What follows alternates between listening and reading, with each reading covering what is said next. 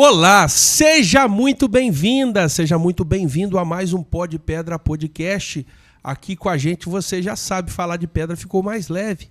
A gente está aqui toda semana produzindo programas exclusivos, trazendo assuntos interessantes, trazendo bons bate-papos aqui, buscando gerar conteúdo de grande informação. Inclusive, quero te fazer um convite, assiste esse programa aqui, mas depois você está com tempo aí, dá uma olhada no episódio anterior, no último que saiu antes desse aqui, do Pó de Pedra Podcast Show, que vai ao ar segunda-feira, que a gente trouxe um tema muito importante aqui. A gente falou sobre um projeto chamado Sou pela Vítima, uma iniciativa de uma comitiva ali do Ministério Público Estadual, né, do Estado do Espírito Santo, que está inovando. É um projeto que a gente se apaixonou por ele, né, porque dá o foco à vítima, né, a vítima que muitas vezes ela é assolada por violências e não tem um aparato do Estado. Então eu estou te fazendo esse apelo aqui, te fazendo esse convite, acabando esse programa aqui, já emenda, já faz a pipoquinha lá, se estiver deitado na cama,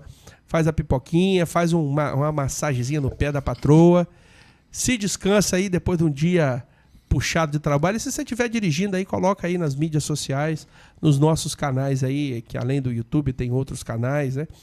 Você sempre aqui prestigiando a gente, estando conosco, levando a mensagem da pedra para onde você está, onde você estiver.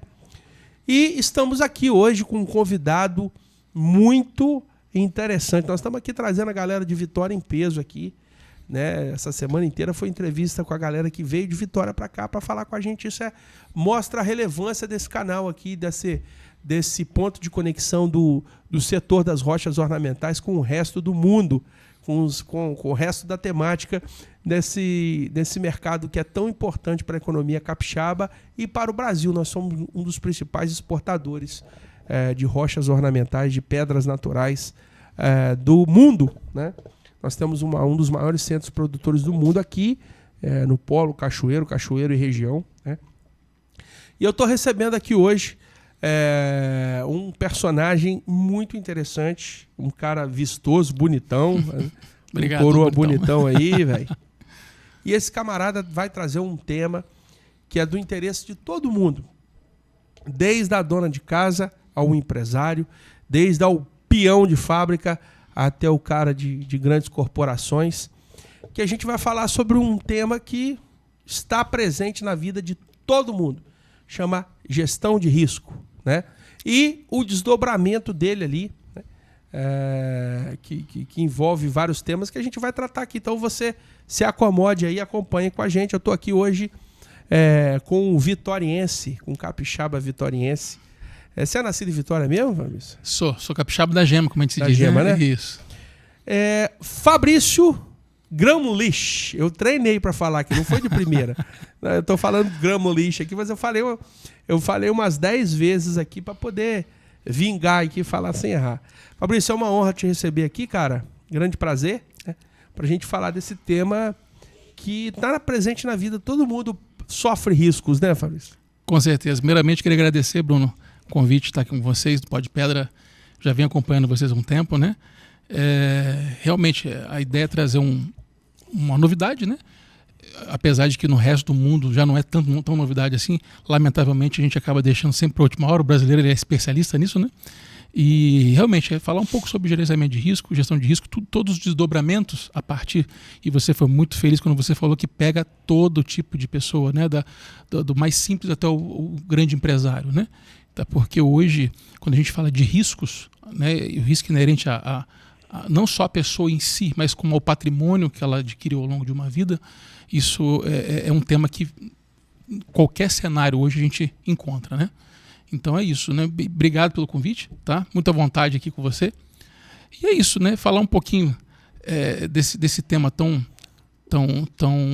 curioso, né? Muita gente, às vezes a gente aborda cenários que muita gente não quer conversar no dia a dia, né? Olha só, primeiro vamos definir o que é risco, né? Porque eu que sou filho de militar, cara, na época o bombeiro militar ele era conectado ainda na polícia, né? Eu via, às vezes eu ia criancinha lá pro quartel, aí eu vi que soava a sirene, os bombeiros saíam, montavam criancinha, 7 anos, 6 anos, e eu via a operação de bombeiro. Então você fala em risco, a primeira coisa que a mim vem à mente é um prédio pegando fogo, né? É bombeiro, é assunto de segurança. Aí quando vai para o exterior é terremoto, é vendaval, é todo tipo de intempérie aí que afeta a vida das pessoas, a saúde das pessoas, o patrimônio das pessoas. Mas o que é, no contexto de prevenção de risco, que nós vamos tratar aqui, o que é a palavra risco, ao que ela se reporta? O que é risco? Então, a gente gerir risco. A gente poder olhar para a pessoa física nossa, para a pessoa jurídica, eventualmente, e apontar cenários de vulnerabilidade, de fragilidade, né? De um simples trabalhador que sai de casa hoje e, se amanhã ou depois houver uma intercorrência no seu dia a dia, como uma espécie de um acidente, lamentavelmente a descoberta de uma doença grave, ele tem que parar a vida e ele, como provedor da casa, ele como uma pessoa que leva o sustento para a família, se colocar numa situação, e agora? O que eu vou fazer da minha vida? Se eu precisar parar durante um período de 1 mês, 6 meses, 1 ano, como é que fica a minha vida financeira, né? Da mesma forma que você que às vezes passou uma vida inteira se preocupando em gerar patrimônio, se hoje eu não tiver condição de sustentar esse patrimônio, se amanhã eu não estiver aqui, como é que esse patrimônio vai chegar até a minha próxima geração? Quando a gente fala em risco no cenário voltado para a parte de planejamento financeiro, a gente está direcionando justamente nesse cenário. Poxa, vem cá, é muito importante construir, é muito importante a gente estar produzindo, mas uma coisa que muita gente não fala, e se eu precisar parar? Por algum motivo de força maior? O que eu posso contar? O que eu vou ter por trás disso? Então, em suma, risco no contexto de planejamento, você que é empresário e planejador financeiro, né? Nós estamos falando de risco, é tudo aquilo que representa interferência ou intercorrência na vida produtiva do sujeito, é isso? Seria também isso? Aquilo que vai afetar a finança do cara? Também. Antigamente, na época a gente tem quase a mesma idade, né? Os nossos pais, eles tinham uma preocupação, né? Gerar patrimônio, gerar riqueza. E era muito raro se falar assim, poxa, aí amanhã ou depois. Aí depois o camarada morre, aqueles filhos lá se tapeia tudo, quase se mata. Você já viu aquele camarada que o fulano tal, tinha uma condição financeira tão boa, faleceu, a família quebrou em 2 anos. Às vezes a família não teve nem acesso ao patrimônio. Porque tem todo um contexto, toda uma ciência por trás de levar acessibilidade para aquela família. E aquela família, às vezes, entra em litígio e nunca mais se resolve também, né, cara? Porque os parâmetros não foram definidos, né? Quando a gente fala principalmente de sucessão familiar, patrimonial, é um dos principais fatores de preocupação. É a questão das brigas familiares. Existem cenários dos mais diversos de pessoas famosas, né? Que a gente vê no dia a dia, de famílias que se desfizeram por conta de briga judicial, por conta de herança, né? E isso pode ser resolvido. Sempre tem o mais ganancioso que quer pegar tudo para si. Às vezes é o cara mais ganancioso. Tem o cara que não quer saber de nada. Porque vamos imaginar eu conheço muito episódio assim, muito caso assim. Né? Você imagina uma situação hipotética de 2 filhos, um se deu bem na vida, o outro não tão bem assim. O pai ou a mãe ou os pais venham a falecer, esse patrimônio precisa chegar até os 2. O cara que foi bem na vida, ele tem condição de arcar com aquela transmissão de patrimônio, abrir inventário, pagar ITCMD, pagar custos de advogado, pagar taxas e emolumentos de cartório, mas ele vai falar, pô, vem cá, você não tem condição, eu tenho. Então eu vou determinar, eu vou querer o patrimônio XYZ, o outro fala, não quero. Vai para a justiça, vai ficar brigando aí por uma década. Ninguém desfruta daquilo. Exatamente. O mais gulosão quer tudo para ele, ainda se passa de caridoso ainda com a família. Eu quis ajudar, né? Exatamente. É assim que e no meu dia a dia, exatamente o que eu falo, Bruno. Tão importante, ou até mais importante do que você adquirir riqueza, é você deixar isso planejado para a próxima geração. Dependendo do tamanho do problema que essa família... E esse vai de caso a caso, tamanhos e tamanhos de patrimônios, você tem condição de deixar isso resolvido em vida de forma muito mais prática, né? Porque aquela coisa, ninguém conta com amanhã, né? O desafortúnio, né? Exatamente. A gente quer falar de coisas boas. Nosso cérebro ele já é planejado para receber coisas, boas notícias. Ninguém quer lidar com gerenciamento de risco. Quando você chega no churrasco de final de semana, vamos falar um pouquinho, se eu morrer, o que vai acontecer com o meu patrimônio? Ninguém faz isso. O meu papel está justamente chamar atenção para isso. Se acontecer, Bruno, eu não quero falar isso num churrasco de final de semana, mas precisa ser falado em algum momento. E como é que a gente resolve isso? Cara, aí você começa a criar um ambiente de gerenciamento e de tratativa para aquele assunto. Ou seja, a minha função hoje, além de, né, dono da minha corretora, é justamente levar para a pessoa os apontamentos. Olha só, me conta um pouco da sua história para que eu possa levar até você uma solução. E essas soluções, muitas das vezes, são mais simples do que as pessoas imaginam. O mais difícil, Bruno, é a pessoa enxergar o problema. Quando você aponta e mostra para ela o problema, que muitas vezes ela nunca parou para pensar, ela fala, poxa, eu não sabia que eu tinha esse problema. Tanto na pessoa física, como um patrimônio. Eu costumo dizer que nem todo mundo tem empresa, mas todo mundo tem patrimônio quase, né? O cara comprou um carrinho velho, ele tem um patrimônio. E esse patrimônio algum dia vai ter que sair dele para alguém, se for em vida, ok. Ou então na causa morte. Né? Tem um sócio que sempre está lá esperando para ficar com tudo, né? Sim, com certeza. E uma das coisas que eu lido no meu dia a dia, quando a gente fala um pouco sobre sucessão empresarial, né? Você que está assistindo a gente agora, você que tem um sócio, 2 sócios, 3 sócios. Poxa, quando vocês começaram a empresa, ninguém parou para falar assim, vem cá, vamos começar a nossa empresa hoje aqui? O que nós temos aqui para poder iniciar a nossa empresa? Eu tenho aqui um valor X, um valor Y, vamos juntar tudo que tem, raspa, né, o Bruno? O tacho lá, pega o cofrinho, né? E você não está preocupado lá na frente. Essa empresa vai ganhando corpo, vai aumentando, vai ganhando mercado e vai ter um momento que você vai ter que parar e falar, vem cá, e se amanhã ou depois um de nós não estiverem aqui para poder tocar a empresa, o que vai acontecer? Aí a pergunta que eu costumo fazer nas minhas reuniões, nos aconselhamentos, né, junto aos empresários que são clientes nossos, e até mesmo aos novos clientes, né, a pergunta que eu costumo fazer diariamente, você está preparado para se tornar um sócio da esposa do seu sócio? Ou dos filhos do seu sócio? Você se sente confortável em saber que se você dormir hoje e não acordar amanhã, as suas cotas societárias, né, eles vão ter que dar um jeitinho para poder pagar, indenizar a sua família, ou então... Fica aquele desconforto, né? O cara, agora vão ter que pagar fulano, o cara não está aqui. Isso. Aquele assunto estava só na mente do fulano. Aí daqui a pouco alguém mais sabido vai tirando o cara do escanteio. O cara não está inteirado no dia a dia da empresa, dos assuntos. E vira um famoso samba do crioulo doido, né? E é muito comum a gente ouvir o seguinte, Fabrício, eu estou preocupado enquanto o dia que eu morrer que se vire para lá. Eu costumo até falar a seguinte frase, tudo bem, se você não está preocupado em passar o bastão, se o patrimônio, seja isso como empresário ou como uma pessoa física, tá? Se esse patrimônio fosse, né, ser direcionado para uma ONG, para um asilo, para um orfanato, tudo bem, mas as consequências podem ser muito grandes, até mesmo de perda do patrimônio para a União. Eu falei, o sócio que está sempre lá esperando. Exatamente. E se você não tem essa capacidade financeira, né, se a sua próxima geração não tem essa capacidade financeira de fazer com que esse patrimônio chegue até eles, que é a famosa transmissão de patrimônio, você fica com tudo travado. E eu costumo dizer o seguinte, quando você tem um CPF, né, quando a gente nasce, você adquire um CPF, tudo que você for adquirir na sua vida financeira, ele passa por aquele CPF. Ninguém vai abrir uma empresa sem ter um CPF por trás. Um CNPJ depende do CPF. Um carro que você comprou, o seu imóvel, o seu terreno, sua conta bancária está vinculado àquele CPF. E de forma muito clara, muito simples, muito didática.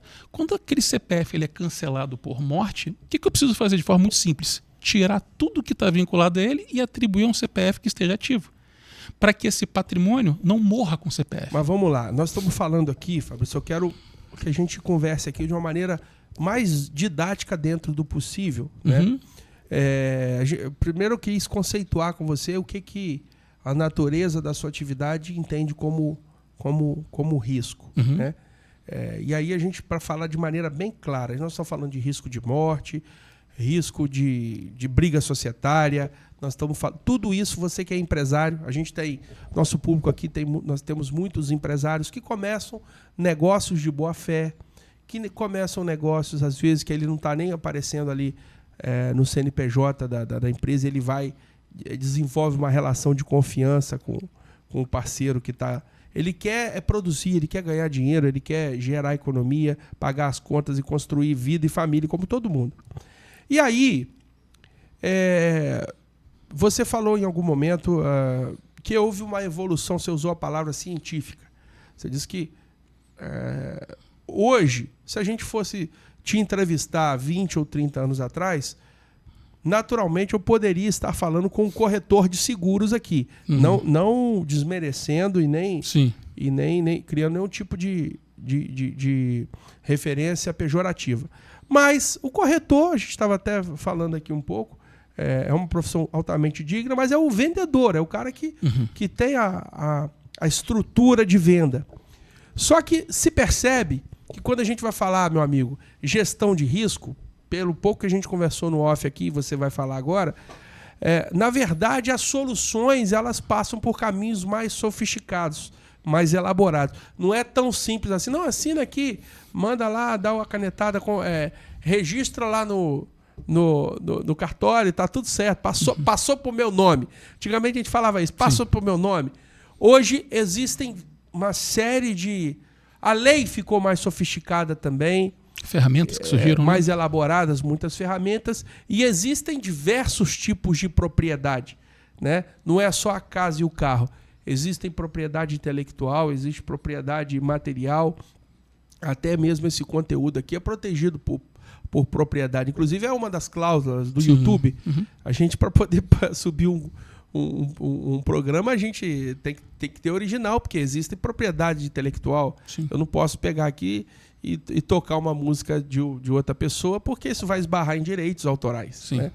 Então, o mundo dos negócios e o mundo da propriedade, ele ficou mais sofisticado. Eu estou usando a palavra sofisticado no sentido de uma coisa mais emaranhada, mais elaborada. Como que a ciência... Eu queria que você falasse de uma maneira metodológica. Perfeito. Como que se evoluiu para que hoje eu estivesse não conversando com um corretor aqui, mas com um planejador financeiro que vai passar por várias etapas antes de fechar um negócio, de entender o cara, entrevistas, conhecer, ter acesso a documentos, enfim, vai lá. Então, você falou muito bem. Tudo foi evoluindo com o tempo e por um motivo em especial, né? Lá em 2002, quando houve a mudança do Código Civil, em 2002, eles inseriram na legislação artigos, né? 1796 do Código Civil, 611 do Código de Processo Civil, dando celeridade e prazo para se fazer transmissão de patrimônio. O que até então não era, vamos dizer assim, obrigatório, hoje em dia é uma regra, uma lei. E aí o que acontece? De lá para cá, começa uma corrida, o que nos países de primeiro mundo já era uma coisa muito natural, no Brasil começa uma corrida de ferramentas que pudessem trazer essa tranquilidade para as famílias. Ou seja, vem cá, se agora é obrigatório transmitir o patrimônio, abrir o inventário a partir do momento que a pessoa morre, e antigamente não tinha essa pressão toda, então eu preciso me cercar de ferramentas que possam fazer isso por mim, ou pelo menos me ajudar. E aí nunca se ouviu falar tanto numa ferramenta muito comum que é a holding, por exemplo, as trusts, offshore e tantas outras, né? No meu segmento, o seguro de vida com fins sucessórios, para poder deixar isso resolvido. Por quê? Poxa, sabendo eu que um dia eu vou morrer, eu não sei quando, né? Mas é quando, né? Na verdade, né? É a única certeza que a gente tem na vida. Se eu quero deixar algo planejado para que lá na frente não ocorram perdas, já parou para pensar, Bruno, você trabalhou a vida inteira, cara. Você vai chegar, se Deus quiser, lá na frente, vai aposentar, vai ter um voo de cruzeiros. De cruzeiro, a gente não vai aposentar porque a gente não aguenta ficar parado, né? Mas você não vai ter mais aquela responsabilidade de gerar riqueza. Mas você sabe de uma coisa, foi duro conquistar aquilo ali. Poxa, vem cá, foi duro conquistar, por que não deixar isso preparado, planejado? Né? Tão importante quanto, né, você conquistar e planejar para chegar à próxima geração. Você já parou para pensar que o seu filho, ele pode, ou que hoje tem 10 aninhos, a gente estava conversando nos bastidores, pode perder 30%, 40% do patrimônio que você conquistou em vida porque você não planejou? Então, são dados que muitas pessoas não entendem. Mas veja bem, quando eu chamei você para essa temática aqui, você falar o que você acabou de dizer agora, eu estava aqui refletindo sobre isso. Porque o que era os anos 80, os anos 90, né? Que tipo de propriedade... Quando se falava antigamente em empresário, ele era uma figura quase que intocável, né? Você tinha aqui... Eu vou te dar um exemplo, né? Aqui na nossa cidade a gente tinha, por exemplo, o Grupo Itapemirim, né? Que foi um conglomerado de grandes... Hoje ainda tem a Marbrasa, onde eu trabalhei, e outras empresas correlatas. Mas, nos anos 90, aqui do lado, aqui na frente, aqui, se parava, bicho, de manhã, 7 horas da manhã, sei lá, centenas de ônibus convencionais que traziam o pessoal dos bairros. E aqui, sei lá, cara, não sei precisar número, o pessoal da Marbrasa quiser pessoal do grupo da Pimirim que estiver assistindo aí, mas entrava ali uns 5 mil trabalhadores. O cara entrava às 7 horas da manhã e esse camarada saía 7 horas da noite, 5 horas da tarde, né? E aí o cara tinha ali dentro, ele estava meio que salvaguardado, né? Se acontecesse algum incidente ali, era a segurança do trabalho, era a responsabilidade da empresa. E aí, quando você falava que o cara era um empresário, realmente era uma posição quase que intocada, né? Era empresário e comerciante, né? Quem empreendia estava enquadrado nessas duas visões. Hoje não, cara. Hoje nós temos esses 5 mil pessoas que entravam 7 horas. Estão aonde essas pessoas? Estão no Uber, né? Às vezes está correndo risco, está dirigindo. Sim. Esse cara está no serviço informal. Esse camarada está no microempreendedorismo, né? Monta lá um trailer de cachorro-quente, presta um serviço de mototáxi, motoboy, enfim.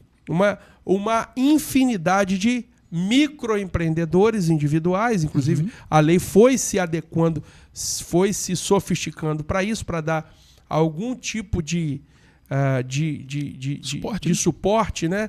Jurídico à atividade daquele cara, e ainda não está completo isso. E quando o cara tinha um terreno lá baldio lá que você ocupava, aí você tem lá uso capião. Você ia lá, o cara ficava 20 anos, 10 anos, tem a lei lá, cada município, não sei se é nacional. Pô, você abandonou aquele terreno ali, meu amigo, acabou, perdeu. Você não tinha geolocalização, georreferenciamento, o cara não sabia nem aonde estavam as terras do pai dele, do avô dele, do parente dele, enfim. Né? Então, não se tinha esse zelo, não tinha uma casa revestida, que tinha um valor venal, que hoje está tudo computadorizado. A própria Receita evoluiu, hoje parece que já tem aí, se não está em operação, vai entrar há pouco aí o computador quântico, né? Que ele sabe mais ou menos, exatamente, não é mais ou menos mais, né? Ele sabe exatamente onde você está gastando. A forma de rastrear patrimônio evoluiu, a forma de guardar patrimônio evoluiu. E aí eu te provoquei para dizer o seguinte, você acha que esse trabalho, ou acha não, o que você diz sobre isso? Esse trabalho de estudar essa sucessão, ela é um resultado dessa sofisticação, toda essa necessidade de você fazer a coisa no papel, de estar tudo cronometrado. É isso mesmo? Eu acho que é um pouco de cada coisa. Eu acho que é muito comum quando a regra muda no meio do caminho, as pessoas falarem assim, vou pagar para ver. Só que às vezes pagar para ver fica caro. Aí você começa a ver cenários modificando ao seu redor e fala, caramba, o fulano e o ciclano perderam patrimônio por conta, né, desse processo, dessa mudança, desse período agora do regimento, da mudança do regimento da lei para cá. E aí a pessoa começa a buscar estratégias, buscar ferramentas, porque eu costumo dizer o seguinte, quando você tem um terreno e mais nada, você nem cerca você precisa colocar. Se você faz um casebrezinho, um barraquinho, você precisa botar uma cerquinha para mostrar que tem gente morando, que tem dono. Se você faz uma alvenaria, se você faz uma casa com propriedade, né, você tem que cercar isso de, né, várias ferramentas, né, alarme, cerca elétrica, enfim. O quanto mais, melhor. O patrimônio da gente é algo bem semelhante. Quanto mais patrimônio, mais ferramentas de proteção você tem que ter. Por quê? Porque tem gente de olho nele. Quando eu falo gente de olho, é porque existem tributos que vão ser cobrados na sua ausência. Você tem TCMD, você tem TBI, você tem imposto de renda sobre ganho de capital. Isso tudo pode chegar num montante que, se não for previamente, né, calculado, definido, a sua próxima geração pode tomar uma pancada e possivelmente não se recuperar daquela perda. Eu, por exemplo, hoje, chegou até nós um patrimônio hereditário de um avô que faleceu em 1991, antes da regra, entende? E qual que é a parte ruim disso? Você falou uma coisa bem interessante, pô. Tem o uso capião, só que vem cá. Você que está nos ouvindo agora, você, Bruno, seja sincero, você tem aqui um imóvel que vale R$1 milhão. Se esse imóvel está irregular, porque o dono daquele imóvel, o CPF ao qual aquele imóvel estava vinculado, faleceu, e ele precisa passar por um processo de mudança, que seria o processo de inventário, para um outro nome, para poder ser, né, legalizado, para poder ser vendido de forma correta, você pagaria 500 mil por ele? À vista, sabendo que ele vale R$1 milhão, mas ele está irregular. Pouquíssimas das pessoas iriam se aventurar em desembolsar um recurso para pagar em cima de algo que está irregular, por mais que seja aparentemente um bom negócio. Então, quando eu falei agora há pouco, né, que quando você cancela um CPF por morte, e você precisa tirar daquele nome, senão o patrimônio morre com aquele CPF, é o seguinte, aquele imóvel que está escriturado bonitinho, ele vai deixar de estar o quê? Apto à venda. Porque aquela pessoa que iria vender aquele imóvel, ele só conseguiria fazer o quê? Por um documento registrado em cartório por autenticidade. E por autenticidade você tem que estar na frente do cartorário para poder assinar. Você tá morto, né? Nem o tio Paulo, né, conseguiu, né? do banco. Né? Tentaram, né? Tentaram, né? Mas não conseguiu. Então, e quem que deu aquela mulher do tio Paulo, bicho? Tá preso? Rapaz, preso? Até onde eu fiquei sabendo, parece que não tinha lei para enquadrar ela. É mesmo? Foi a primeira vez que aconteceu na história. Né? Não tinha o que fazer. A mulher levou o defunto pra cidade. Você sabe da história do tio Paulo, né? O Paulo ficou famoso. Mas então, assim, esse zelo que a gente tem que ter no processo de transmissão tem que ser igual à forma como você adquire aquele patrimônio. Então, por exemplo, esse imóvel que chegou até mim, que a gente chama de patrimônio hereditário, ele está irregular. Como é que você vende um patrimônio irregular? Você não consegue financiar. O cara que tinha dinheiro em conta e faleceu, agora com a comunicabilidade entre cartório e todos os órgãos análogos competentes, o cara morreu hoje, o próprio cartório que emite o atestado de óbito comunica banco a tudo, vai congelar tudo, vai parar tudo, bloquear tudo para fins de inventário. Até 48 horas está tudo preso para fim de inventário.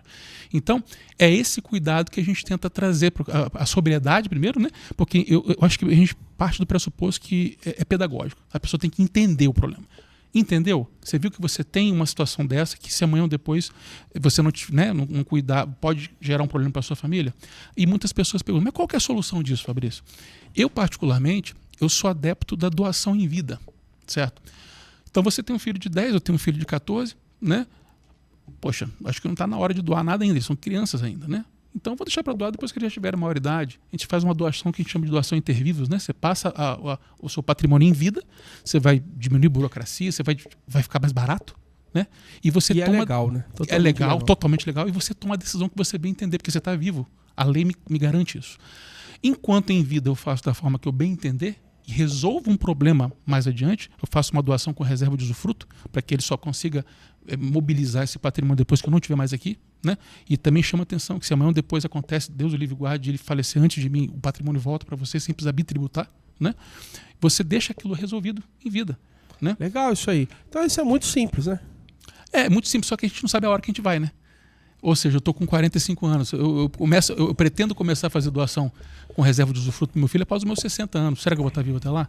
O que eu tenho hoje que me respalda? Eu tenho um planejamento meu, né, que se amanhã ou depois, até eu chegar nessa idade ao qual eu me planejo para fazer esse processo, se eu não estiver aqui, uma ferramenta vai chegar até minha esposa e meu filho para que eles façam esse processo, se eu não estiver aqui. Entende? Ótimo. Então,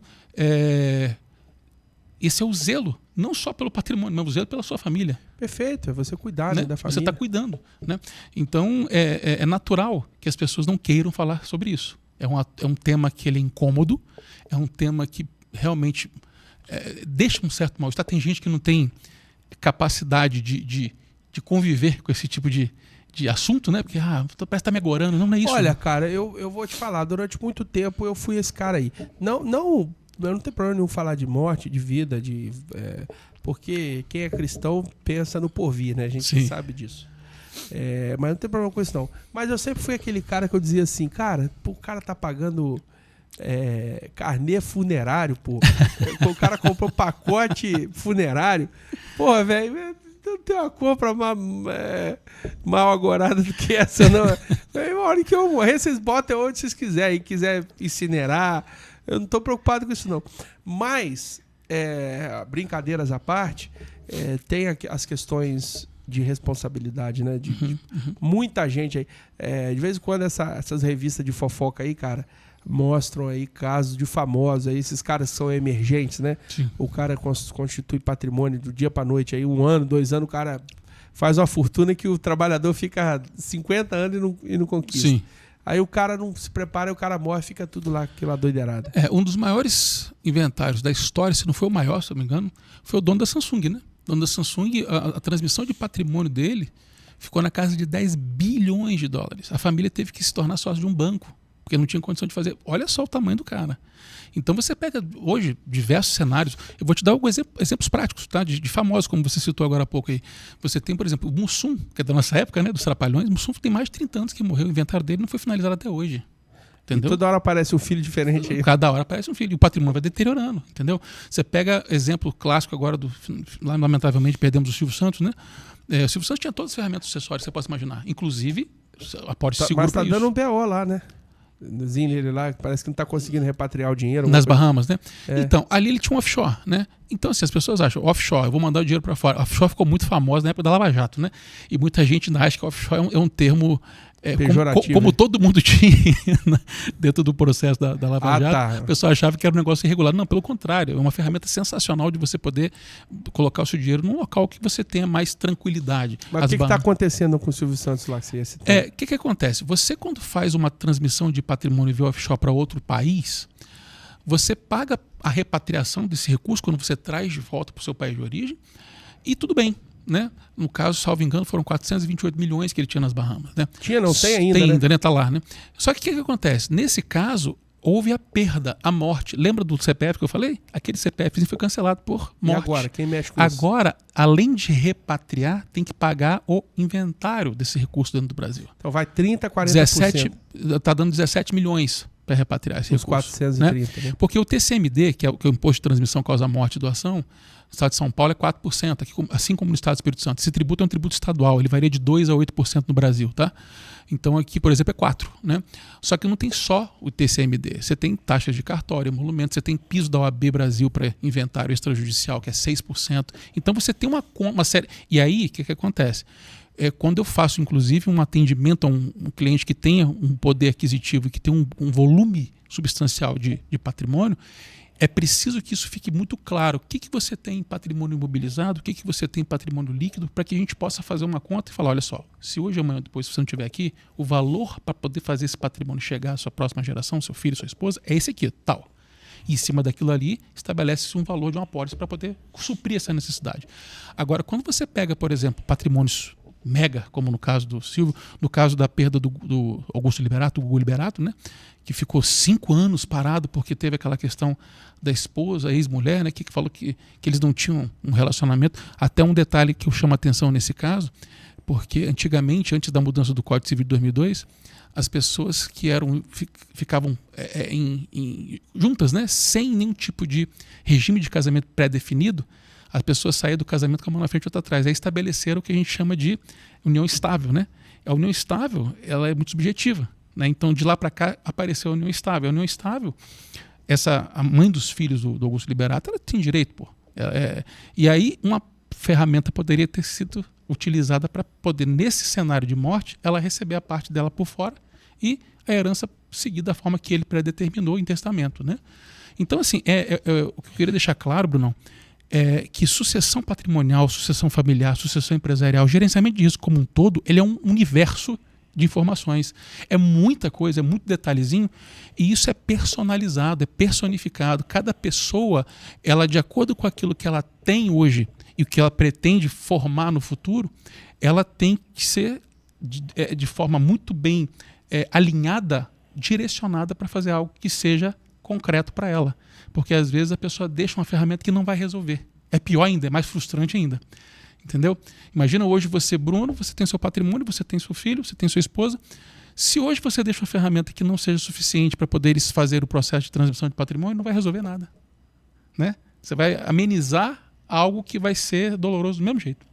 Então, quando você falou lá atrás, poxa, antigamente era corretor de seguro, hoje em dia é planejador. Por que a gente fala planejador? É porque hoje existem pessoas capacitadas que vão levar para a pessoa final algo que seja efetivo, entende? Não basta eu fazer qualquer coisa, né? Você já viu aquele camarada, aquele gerente da sua conta do banco que te liga no final do mês? Bruno, faz um seguro de vida aqui para poder ajudar a bater minha cota? Quantas vezes você recebeu essa ligação já?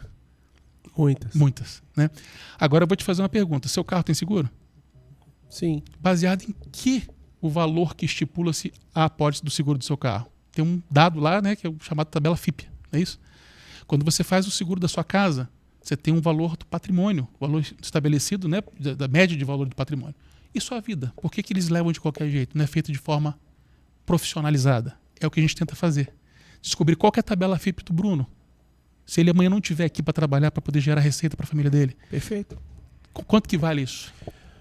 Muito bom, a gente está tratando de um assunto aqui delicado, espinhoso, mas ao mesmo tempo extremamente necessário, né, de ser abordado.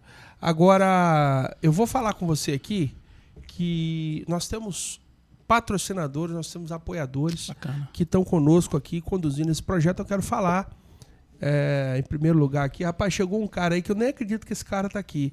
Me belisca aqui para ver se esse cara está aqui mesmo. Belisca aí, ó, tá aqui, pô. Brunão do Chapelão tá aí, ó. O nosso querido famoso cowboy do cristal chegou aí, de Malicuia. É assim, isso aí é igual o mestre dos magos. Ele some a hora que Foi quer. longe agora, hein? E aparece a hora que quer. Vai lá, bota aí no telão aí nossos queridos patrocinadores, Saulinho. Bom, vou começar com o OMI Holdings, ou OMI para você que não fala inglês. Holdings. Uma hold que tem um complexo de negócio na área das rochas ornamentais. Eu vou te convidar para você entrar no nosso Instagram da OMI Holdings e você acessar lá e ver vários nichos de produtos aqui no exterior da OMI que está conosco aqui nesse projeto maravilhoso de comunicar as rochas naturais. Nós temos aqui também os nossos queridos estúdios Morro Alto, que é essa estrutura aqui que nós estamos posto nela. Gostou dos estúdios Morro Alto aí, cara? Te atendeu? Sensacional, cara. Parabéns. A gente fez aqui com muito carinho. Parabéns a toda a galera da Morro Alto lá, pessoal da Stone Age, toda a galera que está produzindo conteúdo aí, que está nos bastidores da gente aí, gerando toda essa informação. Bom, vamos falar também da nossa queridinha Envelope Mais Aditivos Industriais. Você sabe o que é o envelopamento de bloco? Não. Pois é. É um recurso, é uma tecnologia que nos permite ter acesso a muitos materiais que há 10, 15, 20 anos atrás a gente não tinha tecnologia para desenvolver. Pura e simplesmente o nome já diz, envelope mais. É um envelopamento que você faz no bloco na jazida. Esse bloco, às vezes, é de cristal, ele tem uma fissura, ele tem uma trinca, e isso inviabilizava você retirar aquilo da pedreira, porque ele desmanchava. Né? Ele desmanchava. Então, inventaram uma resina, junto com uma tela, um processo a vácuo, em que você envelopa, você pega aquele bloco lá, você envelopa. Então, possibilitou você conseguir transportar esse bloco da pedreira para cá e, consequentemente, colocar num tiar de fio, que você serra. E você já tem resina, você tem tela, você tem toda uma tecnologia que faz com que esse material, essa chapa elaborada, sofisticada, esse quartzito, esse cristal, chegue à sua mesa ou à sua obra, ao seu revestimento, de maneira saudável e dure ali eternos milhões de anos. Fantástico. Então, a Envelope Mais é parceira do nosso projeto, está com a gente aqui. Quero mandar um abraço também para Romário Rosa e suas esculturas. A gente vai voltar com as esculturas, a gente já mostrou todas, né? Pega aí pra mim, Saulinho, pega aquele elefante ali, fazendo um favor. A gente já mostrou o elefante aqui, mas como o Fabrício é um camarada que tá novato aqui, você teria uma escultura dessa na sua casa, meu amigo? Lindo, hein, cara? Olha. Que isso, sensacional. Toda feita em pedra e mármore, ó. Linda, isso aqui linda. é o trabalho do artesanato do Romário Rosa, nosso parceiro aqui. Os detalhes, até as covinhas do elefante, ele botou aqui, ó. Isso aqui, ó, é um produto feito de pedra natural, de mármore. Você tem alguma coisa de pedra na sua casa? Rapaz, em casa tem algumas coisas que... decoração de casa, né? Mulher gosta muito, né? Mas piso, você não tem, não? A bancada da cozinha? Tem, da churrasqueira da minha casa, da tudo? cozinha, tudo. Você mora em casa ou apartamento? Casa. Pois bem. A gente tem um quadro aqui que a gente tem que voltar com o quadro, só me lembra.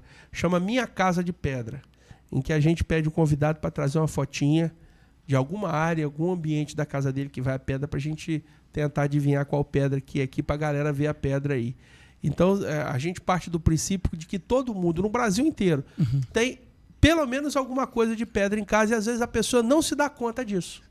Rapaz, eu sou chato, eu gosto. Eu fiz uma reforma recente na minha casa, ano passado, e mudei, rapaz, eu fiz questão de botar uma pedra de qualidade, e realmente ficou bonita, toda Mont Blanc. Né? Entendo muita coisa não, você é um especialista, né? É covardia comigo, mas ficou bonito. Alguém chegou... É bonito, é um mármore, né? Alguns, ele é um mármore calcítico, mas tem alguns Mont Blanc que o pessoal chama também, que é um mármore dolomítico, tem dolomita nele, e aqui é calcita. Esse aqui é um mármore, ó, é extraído aqui na região, e é um trabalho artesanal. Isso aqui é feito à mão. Entendi. Né, e sei que você falou que é a lembrança que te leva embora depois, né? Esse aqui vai entrar daqui a pouco, olha só. Esse aqui vai... Eu ia falar um negócio, eu vou falar do off aqui pra vocês também não escandalizar. Mas deixa eu te falar. Olha só. A gente vai botar aqui, em breve, o nosso shop, né, o Pó de Pedra Shop para rodar, em que a gente vai colocar esses produtos. Vamos botar o QR Code aqui. Você, dona de casa, quer um produto original de decoração na sua casa? A gente vai ter o nosso ateliê aqui, o nosso estúdio, em que os nossos produtos vão estar lá à disposição para você comprar com a gente. Fantástico. Meu amigo, é uma honra a gente estar falando sobre essa coisa aqui. Você estava falando de seguro aí? Nós estávamos falando aqui de planejamento financeiro. O produto final disso é seguro, né? Sim. No caso da atuação, né, do meu trabalho hoje como consultor, sim. O seguro de vida hoje dentro do cenário brasileiro, ele é visto de forma muito marginalizada porque, lamentavelmente, o brasileiro ele foi doutrinado por essa abordagem que agora há pouco eu falei contigo, da ligaçãozinha do final de semana para poder bater uma cota de alguém, né, de um banco que está te oferecendo. Não. O trabalho vai muito além disso. Mas eu vou fazer o papel do advogado contrário aqui. Eu não gosto de usar aquele termo... Advogado do bicho, né? Do bicho, não. Mas vou fazer o papel do advogado contrário aqui e dizer o seguinte. Hoje em dia você vai comprar um celular, ele custa R$3.000. Aí no final lá, no checkout, que a gente tem técnicas para isso. Você falou de ciência. Sim.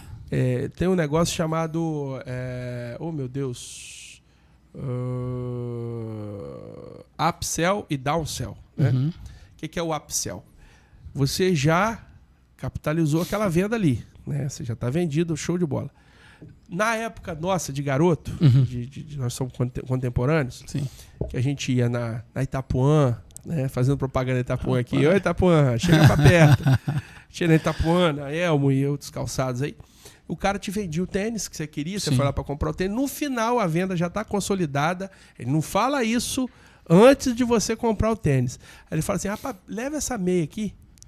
Leva... Venda casada, né? Leva essa meia, leva esse cinto, leva essa carteira. Mas eu tenho uma carteira bonita aqui, rapaz, combina com esse sapato. E aí o cara muitas vezes convertia aquela venda. Isso não é à toa, isso tem uma técnica por trás disso, que hoje na internet a gente chama de upsell ou downsell. Você já deve ter comprado algum infoproduto alguma vez na vida, um curso com alguém, uma palestra, um negócio.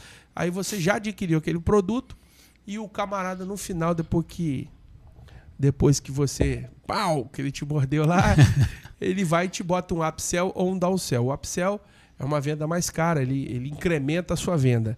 Você quer... Hoje em dia até na espoleta tá assim, né? Que você tem o cardápio lá, você deseja acrescentar por apenas R$29,90 uma sobremesa, uma né? Proteína, ou não sei o quê. E hoje você vai comprar o celular tá lá, você já comprou. Cara, compra um seguro extra por apenas R$199 ou R$19,90 e o seu celular estará assegurado. Não corre o risco de toda essa sofisticação acabar se tornando apenas uma demanda de capitalização e, no final das contas, o mercado não está nem tão preocupado com esse romance que a gente descreveu aqui do cuidado. E, no final, o cara... Porque, às vezes, também tem a pegadinha do malandro, né? A famosa letrinha miúda. E seguro é danado para fazer isso. O cara te vende o seguro lá, aí na hora que você precisa... rapaz, mas aqui, ó, não estava a cobertura aqui quanto o raio que caiu do céu. Não, isso aqui não cobre enchente. Rapaz, foi enchente. Se lascou aí. Você pode ficar 10 anos pagando aquilo quando você precisa usar. Não cai nisso também, não. Sendo sinceramente, falando com o consumidor agora... Sim. Não, sem querer te constranger, nem te apertar, mas é uma oportunidade para você se defender aí, de um pensamento que é comum a todos nós. Claro, não, e te digo mais, a sua pergunta é pertinente demais e perfeita. O que acontece? Existem as pessoas que querem pagar para ver sempre.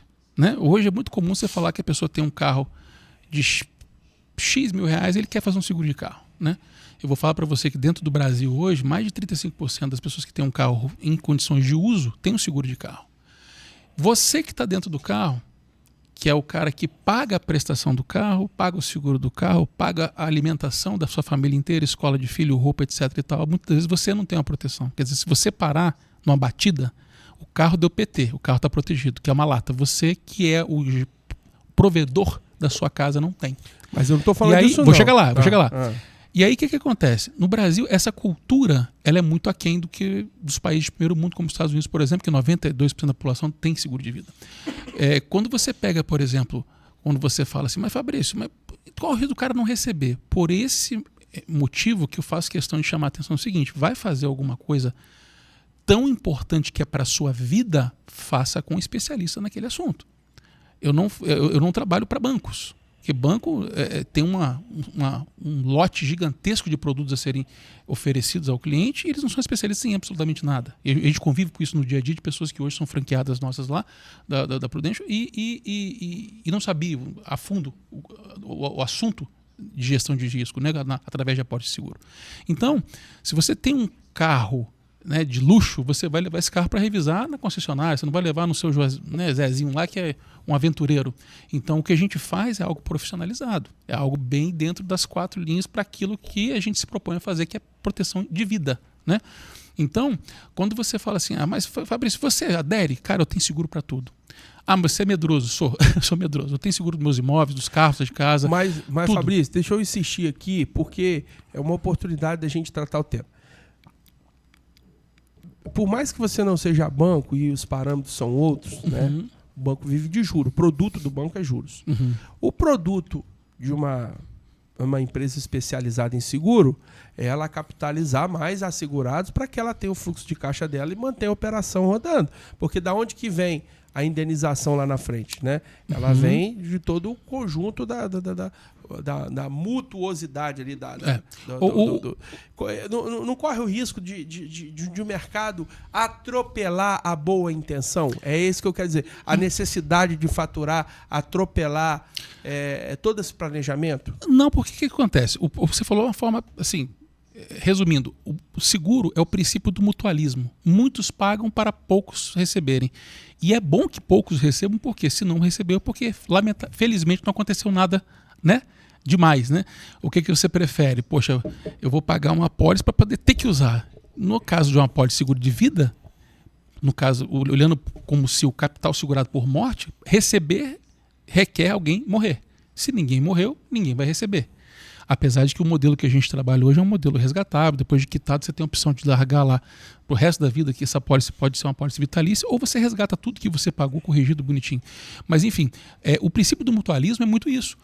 Imagina se todo mundo que tivesse um seguro de carro na rua batesse, né? A seguradora quebra, né? Mas ali não, a cada, sei lá, a estatística hoje eu não sei como é que tá, mas vamos botar que a cada 150, 200 carros, um bata. O dia que aconteceu, por exemplo, aquela inundação lá no Rio Grande do Sul, que foi um fator extra previsão, né? Por mais que se diz que tinha estudo, ninguém imaginou que um belo dia aquela pinóia lá ia romper e ia inundar Porto Alegre inteiro, né?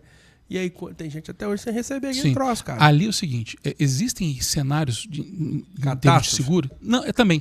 São 3 cenários básicos, né? Que isso é uma regra global. Tá? Que as seguradoras não têm obrigatoriedade de pagar, porque são cenários de alta complexidade. Vou te dar alguns exemplos. Atentado terrorista e guerra. Guerra da Ucrânia passou de 3 milhões de mortos. Imagina se todo mundo fosse cliente de uma empresa, de uma seguradora. Você quebra a seguradora. Pandemias e endemias. Passamos agora em 2020 por uma pandemia que mexeu com o mundo, né? E são cenários que não têm obrigatoriamente a cobertura das seguradoras. E outros são fenômenos da natureza, maremoto, terremoto, tsunami, alagamentos, né? E aí, mais uma vez, isso aí que você falou é extremamente importante. Você observar que empresa que está por trás daquilo ali, entende? Eu hoje, por exemplo, sou franqueado de uma empresa que ela é uma empresa que pagou em todos esses cenários, que é uma das maiores seguradoras do mundo.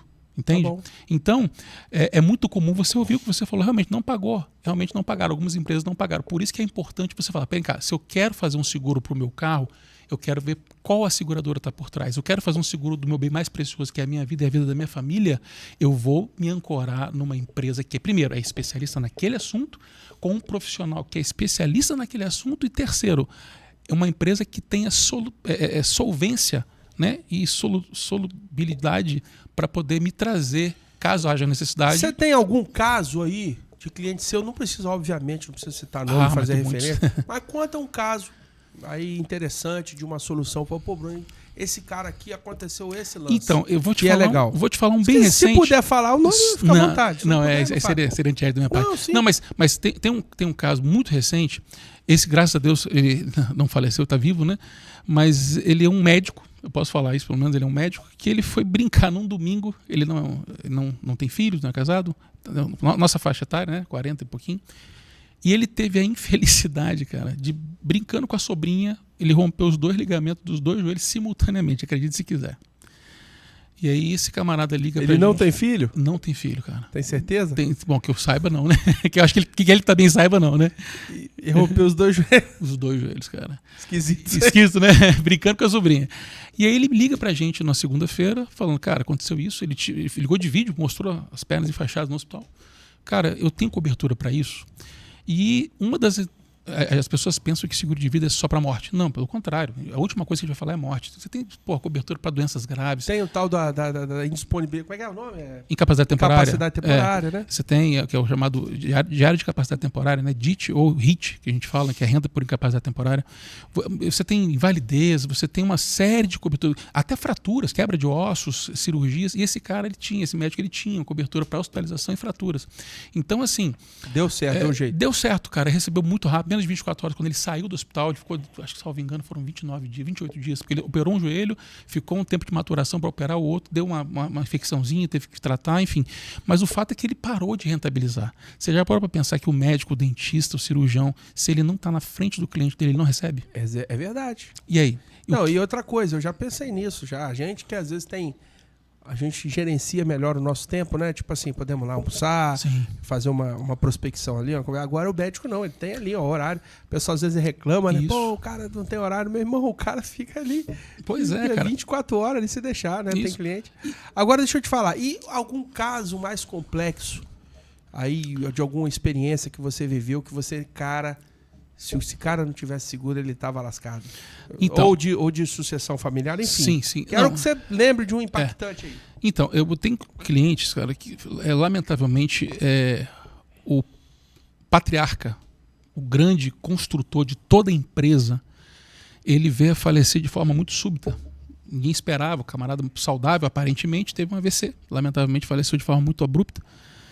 E o que acontece? Ele deixou os filhos, né, dentro do negócio, da empresa, e esposa, né, viúva, e todo o patrimônio vinculado diretamente à pessoa dele, né? Ou seja, a família, ela fazia parte, estava iniciando um processo de hold, salvo engano, e aí, felizmente, ele tinha uma ferramenta que eu vejo nos próximos anos um risco muito grande, que é a questão da previdência privada, né, que hoje ela ainda chega até os seus beneficiários sem necessidade de pagar ITCMD, e existe um interesse muito grande por parte do governo que passe daqui no futuro próximo a ser herança também, que hoje ainda não é, né, mas ela se parece um pouco no formato causa-mortes com uma apólice de seguro, apesar de não ser uma apólice, né?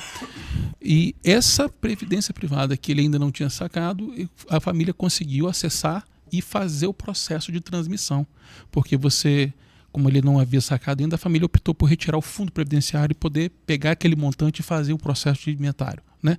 Se não fosse isso, possivelmente a família ia encontrar um cenário de dificuldade para poder fazer essa transmissão, porque isso é custoso, né? Então, uma frase que eu sempre costumo falar, que pode não ser o dinheiro mais barato, mas é o mais rápido que chega à família, a nossa ferramenta. Porque quando acontece a falta, o tempo é inimigo. Você precisa estar jogando a seu favor sempre. Quanto mais rápido esse recurso chegar até a família para que possa se tomar as decisões cabíveis. Porque cá para nós, Bruno, a pessoa acabou de falecer. A família não tem cabeça para pensar em nada. É só vivenciar aquele momento trágico. Principalmente quando é alguma coisa... O luto, né? E principalmente quando é alguma coisa muito repentina, como foi o caso desse senhor, né?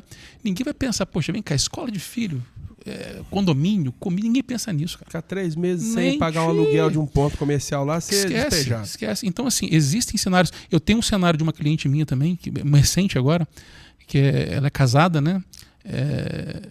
Ela me deu liberdade de falar o caso dela, porque o caso dela foi muito interessante, porque... Interessante sim, no seguinte sentido, ela nova as duas, elas têm uma união estável há mais de 10 anos, Duas mulheres. Duas mulheres, né? E ela teve câncer, cara, um câncer de difícil acesso. Ela tinha, dentre as coberturas que ela tem conosco, uma cobertura para doenças graves de R$300 mil. E elas, no início da atividade empresarial delas, são empresárias as duas, né? E foi o que salvou, palavras dela, Fabrício, o que salvou a minha empresa, o que salvou a nossa vida financeira foi essa Porto Seguro. Né? Porque eu recebi no momento que eu nunca imaginei, aos 33 anos de idade, que eu ia ter um câncer. Passar por isso, né? Então, essas adversidades do dia a dia que a gente acaba tendo contato direto pela profissão, nos dão assim mais do que um propósito, que é levar não somente a proteção de patrimônio, mas a proteção da família, filhos, esposa, marido. Não, isso está claro. É por isso que a gente está trazendo essa pauta aqui, doutor, porque ela é uma pauta relevante e ela é oportuna. Por exemplo, a gente vai finalizar aqui, mas não sei antes de pedir para você deixar uma mensagem no sentido do seguinte. O nosso setor aqui, Cachoeiro, Itapemirim, né, Castelo, Itapemirim, Vargem Alta, a nossa região, nossa micro-região aqui, ela é uma região extremamente produtiva, do setor produtivo da rocha ornamental. Nós temos outras indústrias, a área do cooperativismo que é muito forte, a área de agricultura, né? Comércios e serviços, a área hospitalar aqui, a médica. A gente tem um hospital aqui, cara, da Unimed aqui, que é um dos gigantes aí, é uma coisa fantástica aqui, a estrutura que a gente tem. Bom, e a gente viveu uma fase assim, o setor da pedra ele é muito novo, a gente tem conversado sobre pedra aqui. A maioria dos grandes empresários, dos big players hoje do setor que são daqui, estão aqui, são pessoas que construíram patrimônio nos últimos 20 anos. No máximo, alguns poucos de empresas mais centenárias aí, que têm 50 anos, 60 anos, que são poucas, que já está na terceira ou quarta geração. Mas a maioria está passando agora por um momento de transmissão de comando, de transmissão da empresa para o filho, né? Os filhos já estão formados, alguns poucos até para os netos, que estão começando a assumir essas empresas de um pouco mais longevidade aí. Mas as empresas construíram patrimônio, riqueza e capital, se estabeleceram e estão transferindo patrimônios agora. Qual o recado, qual a mensagem, qual é o caminho que você orienta essa galera, e até se colocando à disposição mesmo, porque você trabalha com isso, você vive esse universo. Sim. Então diga lá para esses empresários do Sul Capixaba aí, qual a melhor forma da gente lidar com esse processo de transacional aí em termos de patrimônio, em termos de projeção familiar. Bom, o primeiro passo é não negligenciar, né? Você negligenciar a sucessão é algo muito, muito doloroso para a família que fica. Então, planeje-se, faça não só, né, através de uma ferramenta, porque é muito comum chegar hoje dentro de uma sala de empresários e o cara fala assim, mas eu já tenho meu planejamento sucessório, eu tenho um holding. É uma ferramenta, eu acho extraordinário, sou defensor nato, mas uma ferramenta só não resolve todos os problemas, tá? Então, se eu puder dar um conselho hoje para o empresário que está ouvindo a gente, que está assistindo, primeiramente, escolha um profissional capacitado para te orientar nos mais diversos cenários de gerenciamento de risco. Que pode ser você, né? Estou à disposição. Mas, brincadeiras à parte, procure um profissional capacitado, porque hoje, lamentavelmente, a gente tem muita gente se dizendo profissional capacitado e não tem conhecimento de causa. Eu acho que o conhecimento ele é a base de tudo. Então, ou o cara é muito bonzinho até captar o primeiro exatamente, depois o cara some na braquiária. Exatamente. O cara muta no mata e some. Exatamente. Não somente o profissional adequado, como a empresa que vem por trás subsidiando esse profissional adequado também. Porque não adianta você ter um baita profissional com um produto ruim. Né? São coisas distintas. Entendi. Então, quando você senta à mesa, essa pessoa que vai estar te instruindo, ela tem que ter muito know-how e muito conhecimento do que está falando. Porque muitas das vezes ela vai deixar algumas arestas fora e alguns vales ali que muitas das vezes quando você passar o pente você não vai ver e pode ser ali que vai ser o grande problema que sua família vai encontrar. Perfeito. Então eu acho que tem que ser algo muito bem planejado. Da mesma forma que você durou 20 anos para adquirir esse patrimônio, para adquirir sua empresa, para adquirir sua identidade e existem coisas que a gente não consegue tangibilizar, né? Existe aquilo que é tangível e aquilo que é intangível. Aquilo que é tangível é aquilo que você está vendo aos seus olhos. O que é intangível é aquilo que o dinheiro não compra. Vamos dizer assim, a sua marca, aquilo que você tem de prestígio na sua cidade. Então, da mesma forma que você teve esse zelo, trate a passada de bastão. Eu falei com você nos bastidores, antes de a gente começar o programa, que hoje 90% das empresas no Brasil são familiares. E só 4% chegam até a terceira geração.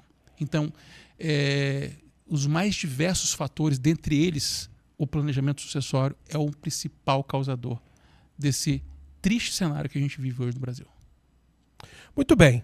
Tá aqui, entregamos mais um Pó de Pedra podcast para você, com a presença desse planejador financeiro, esse empresário, esse homem de negócios aqui, Fabrício Gramlich, que é um cara que é autoridade no que ele fala, ele tem conhecimento de causa, opera grandes contas, está aí lidando com os importantes empresários capixabas e do Brasil também. Você tem cliente fora também? Sim, Brasil inteiro. Muito bem.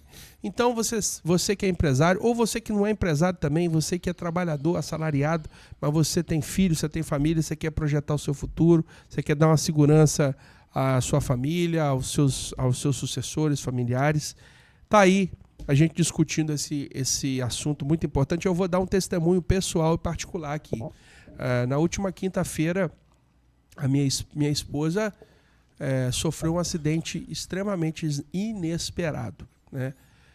A gente nunca espera. Eu acordei, eu já estava acordado, ela foi levar o nosso filho no colégio, né?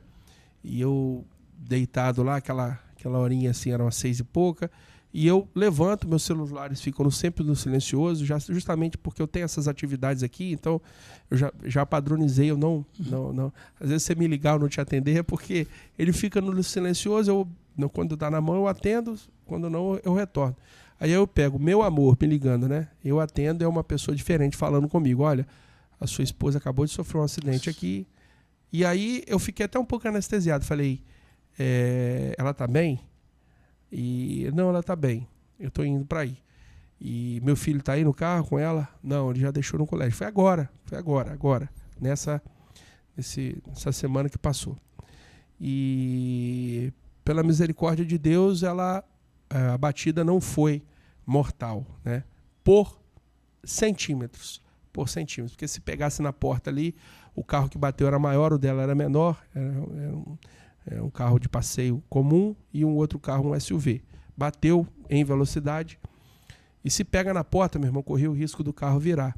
Então a gente nunca espera isso e você só vai prestar atenção que você precisa gerir o risco da sua empresa, do seu negócio e da sua atividade depois que o problema acontece, depois que a doença vem. Depois, ninguém está pensando em doença, ninguém quer que você fique doente. Todo mundo aqui está com good vibes, bons pensamentos e projetando coisas maravilhosas para o futuro. Mas você que fica aí achando, se eu não tocar essa empresa, quem vai tocar isso aqui vai parar. Você é empresário que várias vezes falou, meu filho não tem capacidade para tocar esse negócio aqui. Meu filho quer virar médico, minha filha quer virar arquiteta, meu filho quer ir para os Estados Unidos estudar. Inclusive eu tenho um amigo, eu não vou citar jamais o nome dele aqui, um amigo pessoal, um grande empresário, não é nem aqui do Sul, é do Norte, que realmente ele não tem. Ele está com uma empresa gigantesca lá no Norte. E o filho dele foi para fora e ele falou que não tem sucessão. E aí, como é que faz? Vai fechar lá, trancar a porta daquilo lá e seguir, ou então, sabe? E aí, o que nós vamos fazer? Então, a gente só lembra desses assuntos na hora do problema, na hora que vem a doença, na hora que vem a dor, na hora que vem o enfrentamento da dificuldade. E a gente não precisa esperar. O que é gerenciar o risco? Na verdade, vocês tinham que mudar o nome. Não é gerenciar o risco, é gerenciar o bom cenário. Se antever o risco, né? Antever o risco. É isso aí. Porque você tem que tomar atitude antes do problema chegar. Porque quando você está com saúde, meu amigo, você está bem, você está com disposição, você está ativo, tudo é mil maravilhas, né? E você, às vezes, fulano saiu do radar, fulano entrou em depressão, fulano está inoperante, fulano deu um câncer no sujeito. Aí que você vai lembrar, que aí depois nessa hora não vai ter ninguém para te estender o braço, não. O cara vai te fazer um seguro lá, você tá acamado. É difícil, Eu costumo falar, Brunão, que ninguém faz seguro de carro batido. Isso aí. Aproveita que você hoje não é um carro batido. Muito bem. Você tá aqui com a gente no Pó de Pedra Podcast, essa edição espetacular. Curta, comente, compartilhe, interaja com este conteúdo. A gente está crescendo, doutor. A gente é um projetinho novo ainda, mas daqui a um ano Esse programa vai estar aqui para consulta daqui a 10 anos. Se eles não mudarem as bases da internet, estaremos aqui, né? Com esse conteúdo, com essa visita maravilhosa que a gente recebeu de você. Dá para ver que você é um profissional diferenciado, que você tem uma ação diferenciada. Como é que é o nome da sua... Minha corretora chama-se FMG, Corretora de Seguros. FMG. F de Fabrício Monteiro Gramlich. Monteiro Gramlich. Muito prático isso daí, tá vendo? A minha seria BAR, Bruno Abreu Ramos. Tá vendo? Bar. Venha para o bar. Olha só, obrigado, tá? E tamo junto. Eu que agradeço, cara, a oportunidade de estar aqui. Estou à disposição sempre, tá? Tendo dúvidas, as pessoas querendo falar um pouco mais a respeito do assunto. Lógico, a gente fala de forma genérica para atender todas as expectativas de mais diversos públicos, né? Mas o nosso papel é direcionar efetivamente para cada cenário, como você mesmo disse, do CLT até o grande empresário. Tá? Pois é, a gente está aqui, pessoal, fazendo o que a gente se propôs a fazer, trazendo conteúdos de qualidade para você. Fica aqui uma ferramenta de reflexão, uma ferramenta de acesso à informação. São informações básicas, né? A gente não está aqui ministrando curso nem dando treinamento, a gente está aqui chamando a atenção para um assunto que é inerente à vida de cada um de nós, né? Quantos problemas familiares que não tem, os caras brigando por causa de terreno, por causa de quem vai ajudar papai, Sim. mamãe, e pipipi, popopô, e fica essa confusão danada aí. Muita gente também apegada a dinheiro tem que se apegar um pouquinho em Papai do Céu também, né? Com certeza. Ele que Ele controla que tudo, ele que manda, né? E a nossa parte aqui é a gente precaver e prever. Exatamente. E planejar, né? E o resto, o futuro a Deus pertence. Jesus já dizia, não andeis ansiosos pelas coisas do porvir. Então não fica ansioso. Mata esse assunto logo. Verdade. Boa. Pode Pedra, aqui com a gente você já sabe, falar de pedra ficou mais leve. Muito obrigado pela sua audiência, sua companhia conosco até agora.